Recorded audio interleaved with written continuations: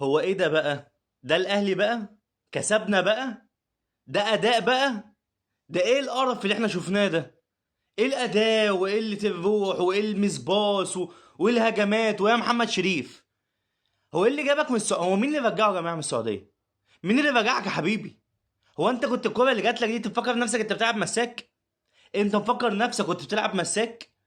انا نفسي افهم ايه العك والعجن اللي حصل النهارده. بجد والله يعني حد يقول لي ايه العجن، إيه اللي كان بيحصل؟ ايه ده؟ ايه اللخبطه دي؟ دي البروفا الاخيره اللي قبل ماتش القمه الاسبوع الجاي؟ ده المنظر اللي هيقابلوا بيه الزمالك؟ ده المنظر؟ دي الروح اصلا؟ بنجيب جون وحافظ الحدود بتتعادل معانا؟ مش عارفين نكسب حافظ الحدود بالمستوى والاداء ده؟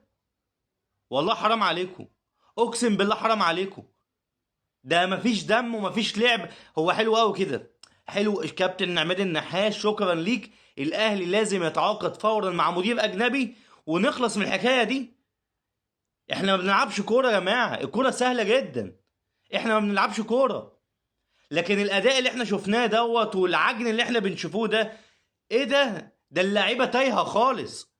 محمد شريف ده المفروض ما يلعبهاش تاني بالاداء اللي بيعمله ده. جوه كوره جوه 6 ياردة مش عارف بيقع ومش عارف يجيبها جون، كوره تجيله شبه انفراد.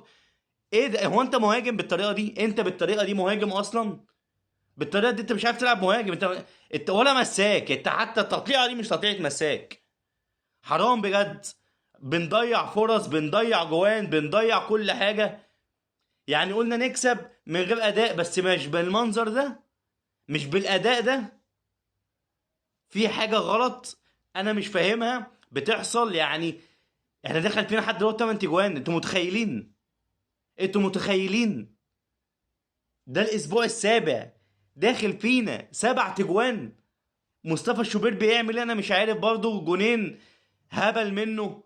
محمد هاني يعني شويه حلو شويه وحش. الجون اللي هم جابوه محمد هاني بينط كده على الكوره مش عارف بيعمل فيها ايه، برضه نفس الغلطات.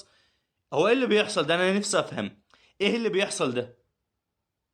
دربكه والدنيا بايظه وهنا وهنا كل واحد بيلعب مع حاله لا لا، عشوائيه جامده. يا ريت الناس تفوق، يا ريت حد من مسؤولين كابتن خطيب يعني. كابتن وليد صلاح الدين، انت شايف المنظر عامل ازاي؟ عماد النحاس واقف، فانا خلاص هو جاب اخر، هو مش عارف يعمل حاجه اكتر من كده.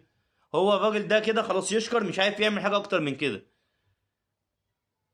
اسوأ تيم انا شايفه موجود في النادي الاهلي. يعني بجد انا شايف، يعني يا ريت الصفقات دي ما حصلت. يعني الصفقات دي قبل ما تحصل احنا كنا